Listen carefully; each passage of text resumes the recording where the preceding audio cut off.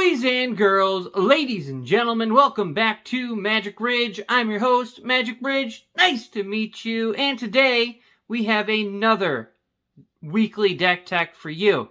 Now, we're going to do something a little different. So the other channel I'm on, Commander Wars EDH, is going to put out the gameplay of this deck on Friday, somewhere around noon. So, probably Friday at like 5 o'clock, I'm going to put this deck tech up, okay? So, if you're seeing this now, go ahead and check the description for the gameplay video that this is going to be linked to. It was a really good game. It was a very long game. All the decks were very equally powered. And at the end, it was so close to being a win for me. It was between one life. That's how close it was. So today, I haven't done this ever, and I've wanted to do it for a while. So I've decided to make an artifact colorless type deck. So I've been interested in this commander for a long time. Long time meaning Dominaria. So I've decided to make Traxos, Scourge of Kroog. Is a 4-mana CC commander, is a legendary artifact creature construct. It is a 7/7 with trample. Traxos Scourge of Kroog enters the battlefield tapped and doesn't untap during your untap step. Whenever you cast a historic spell, untap Traxos. Historic spells are artifacts, legendaries, and sagas. Sagas are historic. So yeah, we're going to head to my desk here in a minute and go through all the odds and ends of the deck tech. Just want to keep in mind, I want you guys to keep in mind that this deck is entirely built of cards from my collection. I haven't went out the way to buy anything for this deck or even trade it for anything in this deck. There are some higher value stuff. So usually what I do is I at least double sleeve all my decks. So therefore, if I want to use cards from other decks, I don't have to take the inner sleeve off, so I can just slip them in between decks. So that's what I did here. So this is one of the higher power decks that I've put on here. So yeah, let's go check it out. Be right back. All right, we are back, and there is Traxos Scourge of Kroog. All right, so we are going to start off with the least good thing about this deck, which is the board wipes and the spot removal. Terrible and colorless and artifacts. So let's get on with that. So first up, we have Nevin Jarl's Disc. One of the only board wipes that I have, at least. Comes into play when you get the chance. Destroys all creatures, enchantments, and artifacts, etc. Right. Next up, we have the card I don't often leave home without. That is World Slayer. Alright. And then, for the spot removal, we have Universal Solvent. 7 mana, sacrifice the Solvent, destroy target permanent. Ew, 8 mana removal. Next up, we have Titan's Presence, 3 mana of any color. Instant speed, you have to reveal a colorless creature card in order to use this. And you can exile target creature if its power is less than or equal to the revealed card's power. So yes, we are running Eldrazi's. Alright, next up we have Unstable Obelisk. Adds mana, and then you can pay 7 mana to sack it to destroy a permanent. Alrighty. Next up we have a new one. We have a lesson card, so we have Introduction to Annihilation, 5 mana. Exile target non-land permanent. Its controller draws a card. I hate letting people do things like draw cards, but I need the extra removal here. So what are you going to do? Next up, we're running Meteor Golem, 7 mana. When it enters the battlefield, destroy target non-land permanent and opponent controls. And yes, we're going to count this guy's removal because his -X and his +2 can be removal. So we're going to use, we got Ugin the Spirit Dragon. His +2 deals 3 damage to any target. His -X exiles each permanent with converted mana cost X or less. He starts out at 7. You can also count him as draw if you can get to your -10. But that rarely happens. Alright, so that is the clunky removal. Everything else is pretty good, though. You'd be surprised on the draw and everything in this deck. It's pretty decent. So next up, we have the ramp. So I'm running Mana Crypt, along with Lotus Bloom, and Mana Vault, Soul Ring, and Grim Monolith. I just happen to have one. Basalt Monolith. Replicating Ring. I really like Replicating Ring. I've never gotten it off. It's static ability there. Next up, we have Worn Power Stone, Commander Sphere, Thran Dynamo, Hedron Archive. Can draw with that as well. Solemn Simulacrum, Ramp Draw, Gilded Lotus. And then it looks like we're on to our draw because I count Scroll Rack as draw. So this is our draw. I think I'm running like 13 cards that I would consider draw-ish, at least. So we have Scroll Rack, so we can dig deeper in the deck to find answers, etc. Next up, we have Sunset Pyramid. Allows you to draw 3 cards throughout the game. We have Sword of Feast and Famine. This was probably supposed to go in the ramp pile, but never made it, unfortunately. And we have Sword of Fire and Ice. That is actually draw. Alright. We have Staff of Domination. Not the most wonderful draw, but also has a bunch of other things that it can do. Lots of utilization there. Next up, we have Mind's Eye. Draw.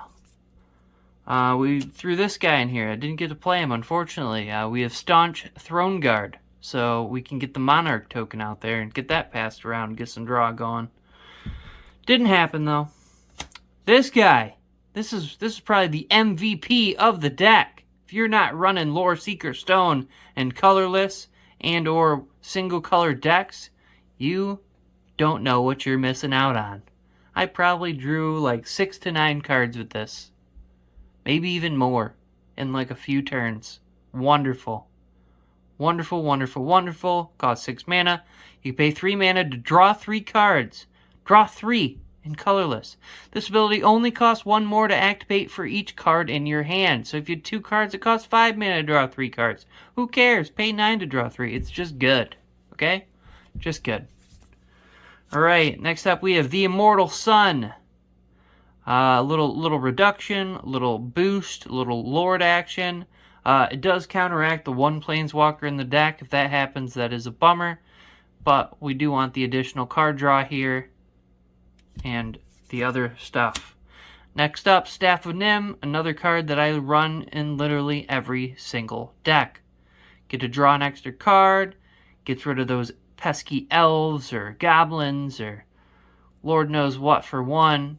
Does 1 damage to Planeswalkers, etc. Next up, Dreamstone Hedron. I don't even know why I'm running this. I personally don't like this card, but I did throw it in here for the fact that it does draw 3 cards on the sack. I'm not even counting it as ramp, because 6 mana ramp is kind of... Even 5 mana ramp for the Lotus is kind of freaking out there, you know what I'm saying? A lot of people won't really consider it ramp, because it costs 6 mana. But it is. I mean, a lot of my cards in here are high-end, high CC, so this counts as either ramp or mainly I put it in here for the sacrifice for the draw 3 cards. So I put it in here for card draw. Next up, another card that I really, really like, Sandstone Oracle. It does cost 7 mana for a 4/4 flying, but when it enters the battlefield, choose an opponent. If that player has more cards in hand than you, draw cards that equal to the difference. So if you have 1 or 0 cards in hand and your opponent has 7, you're going to draw 6 or 7 cards for 7 mana. This has happened many a times. For me, anyway. Next up, we have Kozilek, the Great Distortion. You do draw cards equal to the difference between 7 cards in your hand, so I do count this as card draw as well. And he's also wonderful for disruption, counter spells. People put this off and, oh, that's not going to do anything. You have no idea how many cards that I've countered with this guy. I'm on Team Kozilek. Screw Ulamog. Next up, we have Kozilek, Butcher of Truth. When you cast him, you draw 4 cards. Definitely card draw. Don't care if it costs 4 mana. Also has Annihilator 4. Also, you have the potential to get it back if it's not exiled. Pretty cool. Pretty cool. So that is all the card draw. If I wasn't mistaken, I believe it's 13 or 14 cards. So it's pretty high card draw. I tried to put more card draw in here than normal, just on the account that it has a very low spot removal, and it only is running the 2 board wipes. So I figured if I could draw more cards, potentially I could have a better time getting to the cards that I need, or either aggroing the board down and just having bigger board states. Next up, we're going to go over the creatures and then the random spells in the deck. So first up, we have Steel Overseer. Just puts counters on your artifact creatures. Next up, we have Chief of the Foundry. Just a lord for artifacts. We have Foundry Inspector. Just costs 1. All your artifacts cost 1 less, so just reducer. Next, we have Shimmermere, because why not? It's an artifact deck, mainly. It's running some colorless stuff. Mainly an artifact deck. Next up, Living Wall. I just really like the artwork on this thing, and I just wanted to run it, so I did. I did not get to play with it and see how it runs, though. This guy, I still love the idea of this guy. I think he is wonderful early game. I still have hope for him. Wandering Archaic. He was from Strixhaven. Probably my favorite card from the set. 5 mana. Whenever an opponent casts any, or an, it says an, but I say any, instant or sorcery spell, they may pay 2 extra mana. If they don't, you may copy that spell. You may choose new targets for that copy. Now, I could have gotten a couple of triggers off of this guy, but, you know, you got to be nice. Commander's pretty much casual, so you remind your friend, hey, I'm going to cast that spell if you don't cast the mana. But if it were in an environment that was a little more competitive, I'd be like, okay, you didn't pay its extra mana cost, you let the spell pretty much resolve, so therefore I'm going to cast the spell as well. Love this card. It's amazing. Its backside, not so amazing. I don't like helping people out. Next up, we have Kuldotha Forge Master, because it's mainly an artifact deck. Don't even really know why it's in here. I guess maybe because the only artifact search. Next up, we have Creepy Doll. Just love Creepy Doll. I don't know why I didn't find the other doll, or I'd be running that as well. Next up, Steel Hellkite can also... we are on the creatures. So, Steel Hellkite can act as removal as well. I didn't get a chance to remove stuff with it. I had to use them as blocker, but that is okay. Next up, we have Thopter Assembly. Just very good. Gives you a lot of flying blockers, etc. Very nice. Very nice. Next up, we have Scuttling Doom Engine. Can't be blocked by little itty-bitty creatures. And when it dies, it deals 6 damage to target opponent or planeswalker. Just a reason for people not to kill it. It's pretty good. Next up, something I really like. I really like these new cards that are going to split like the old Worm-Coiled Engine. So we have Triplicate Titan. For 9 mana, Flying Vigilant, Trample, 9/9. When it dies, you get to make a 3/3 Golem, a 3/3 Golem, and a 3/3 Golem. I get to use this. So you get a Flying, a Vigilant, and a Trample Golem. Very nice. Next up, this is just filler, honestly. Maelstrom Colossus. I did play it in the game. I did not hit very well. But, you know, it could have played me a free Kozilek or something cool. Well, the 8 mana well, no, not a free Kozilek. It could have played something good, I'm sure. We like this guy as well. So we're playing Breaker of Armies, not only for the removal spell. We wanted to put a couple more Eldrazi's in here. But as a 10/8, all creatures able to block it do so. So it's like a Eldrazi lure. Really like this guy. Definitely test him out if you're not unsure. He's freaking awesome. Just threw this guy in mainly for the extra Eldrazi, as I was saying. It's just a 8/9 with trample, just a big boy. We got the Blightsteel Colossus because why not? It's an artifact deck. I have it. This is probably my favorite card. I used to have one of these as a child. It's just in here for nostalgia reasons. You don't want to pay the 6 upkeep.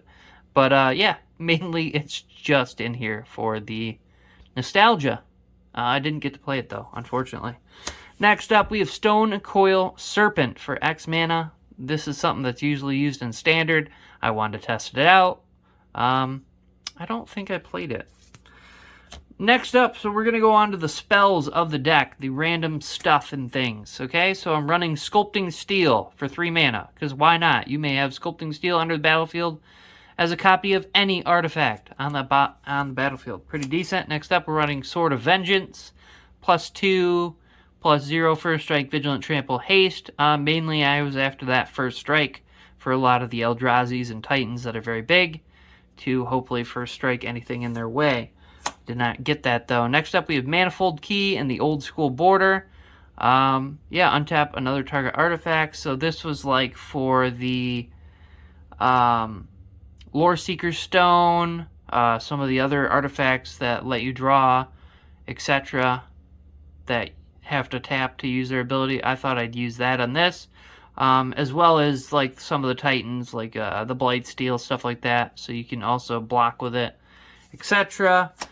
We've got the Lightning Greaves because we are running the big beastie creatures. We are running the giant colossuses and stuff like that. So we're running Lightning Greaves and the Swiftfoot Boots. A little bit of protection is good. Key to the City. I actually kind of like this card. It's not too bad. 2 mana of any color for an artifact. You could tap it to discard a card. Up to 1 target creature can't be blocked this turn. That would make a 10/10 unblockable Annihilator 4 or Blightsteel. Very problematic. When Key to the City becomes untapped at your upkeep, if you have the additional 2 mana, you can do that and draw a card, so you can get the card you discard back. I wouldn't really call that card draw, but that's why it's not the card draw slot. Next up, Black Blade Reforged. I really like Dakin and his story, and this sword is just good. If I had a chance to throw this on my commander, the Scourge of Kroog, that could be some pretty hefty damage. Next up, we have Mask of Memory. This is kind of card draw, but I'm just throwing it in here because it's not very good card draw, at least not for me. Whenever equip deals combat damage to a player, you may draw 2 cards if you do discard a card. Equip 1, you have to deal combat damage. That is the problem to a player. Next up, one of my ultimate favorite swords as well. We have Death Render. So if one of my little, like if I throw this on one of the mana reducers or the Lord there, the three mana creatures, just put it on one of them little baby creatures and throw it in front of something to chump or something like that. Then I can throw like an Eldrazi from my hand into play and throw this on it. So yeah, Death Render, definitely something that's slept on in EDH. I think people should play that. This guy, if you're running Colorless, people hate this card. I personally love it. Like I said, I'm running a lot of Titans, a lot of high CC stuff. I was playing against my friend's 5-color deck, and it runs like 17 or more like really big threats. So I tried to play Omen Machine to slow him down, and I think maybe it helped. So yeah, Omen Machine, 6 mana artifact. Players can't draw cards, so if you're playing somebody in blue and stuff, this shuts down card draw. At the beginning of each player's draw step, that player exiles top card of his or her library. If it's a land, that player puts it on the battlefield. Otherwise, that player casts it without playing its mana cost.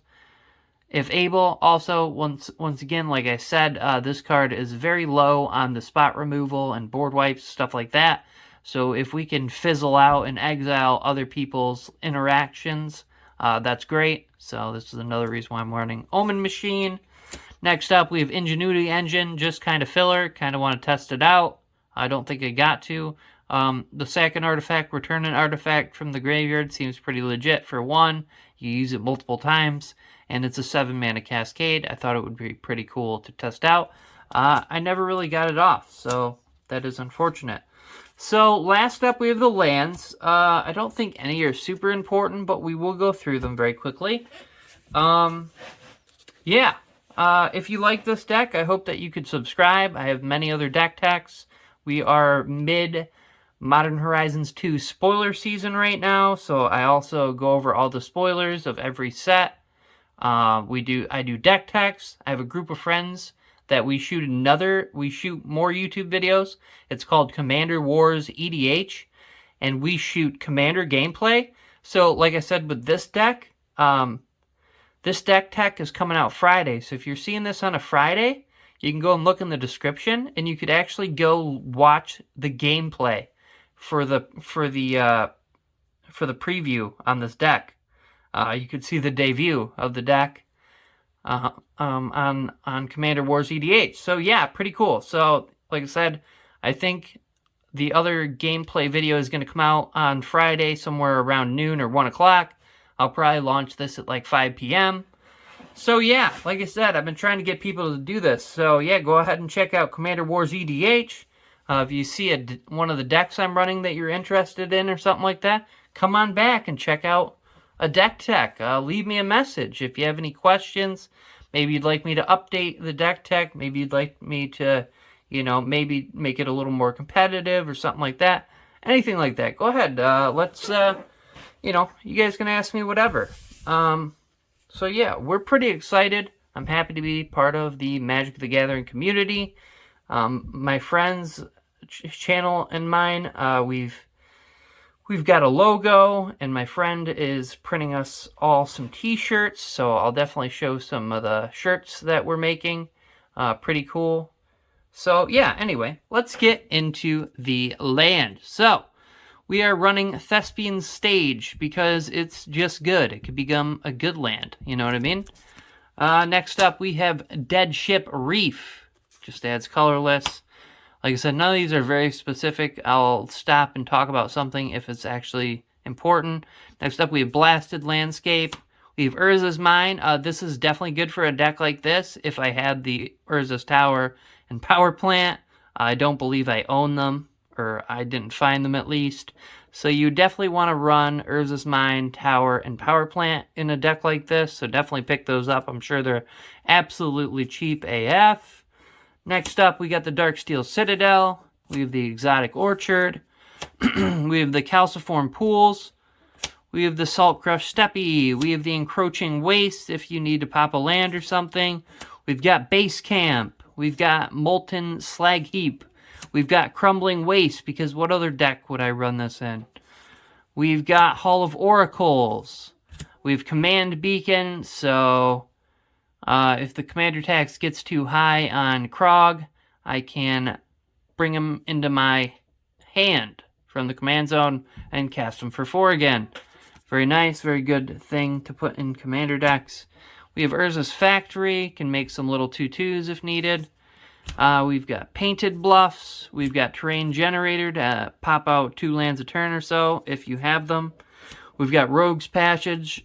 Things like these are very important as well. You can make your commander and stuff unblockable. Like I said, Kroog without any equipment or anything like that is a 3-hit kill. 21 commander damage, so if you can make them unblockable, that is very good. Next up, we have Blighted Gorge. We have Haunted Fengraf. I think I use that. I kind of like Haunted Fengraf. Cave of Temptation. We have Sun-Scorched Desert. We have Temple of the False God. If you have 5 or more mana, it is double, so that's good. Radiant Fountain, gain life. We have Throne of Makindi. We have Phyrexian's Core.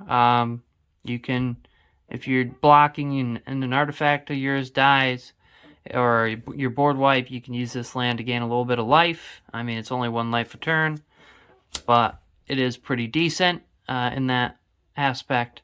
We have Mistress Factory. We have Study Hall. We have an Ancient Tomb.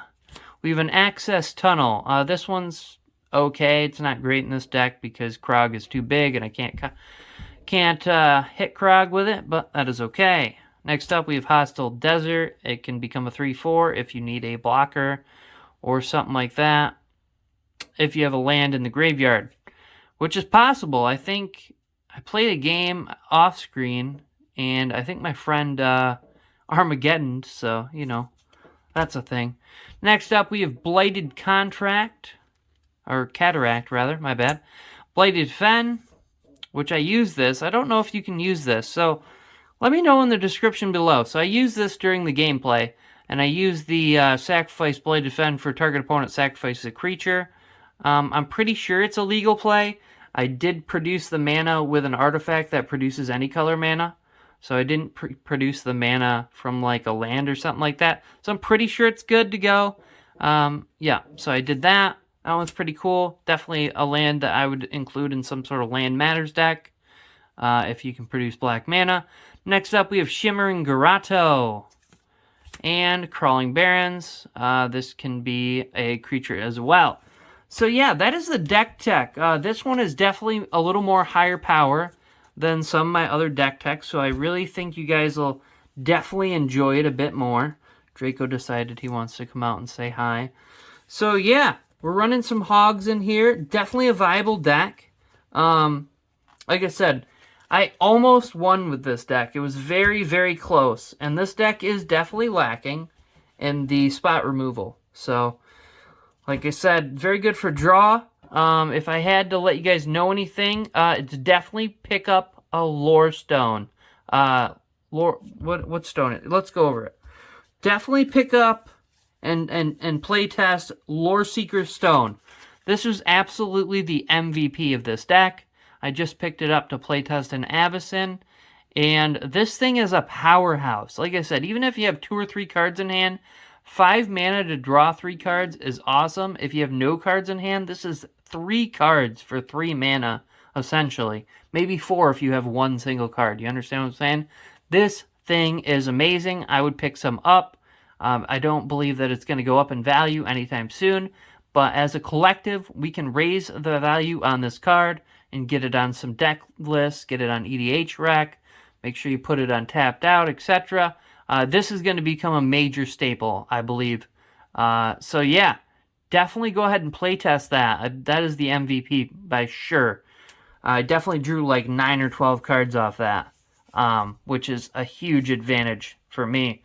Until next time, Monday, we are going to, well, I guess it's coming out Friday, but yeah, check out some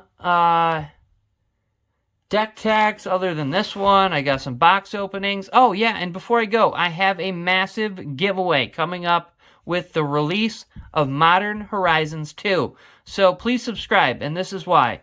So if you subscribe, you have a better chance of not missing it, and it's part of the giveaway. So this is how the giveaway works. Once I get my box of Modern Horizons 2, the set box, I'm going to do a video like this. We're going to open it here on camera, and we're going to have 3 winners, okay? Every single winner is going to get at least 1 draft booster pack of Modern Horizons 2, which is like $11. And other than that, first place is going to get another 2 packs, so 3 packs in total. Second place is 2 packs, and like third place, like I said, is going to be the Modern Horizons 2 booster pack. All those are delivered directly to your door anywhere in the world, free of charge. All you got to do is subscribe. When the video comes out, leave a thumbs up on the video and leave a comment on the video. That is how I pick the winners. I use a random comment picker that randomly generates the winner for me, or winners in this case. Right now I'm only rocking like 55 subscribers, and not all of them will enter the contest. So your odds of winning, if you subscribe now or during the video, are very high. You have very good chances of winning. Yeah, so come on back and win you something.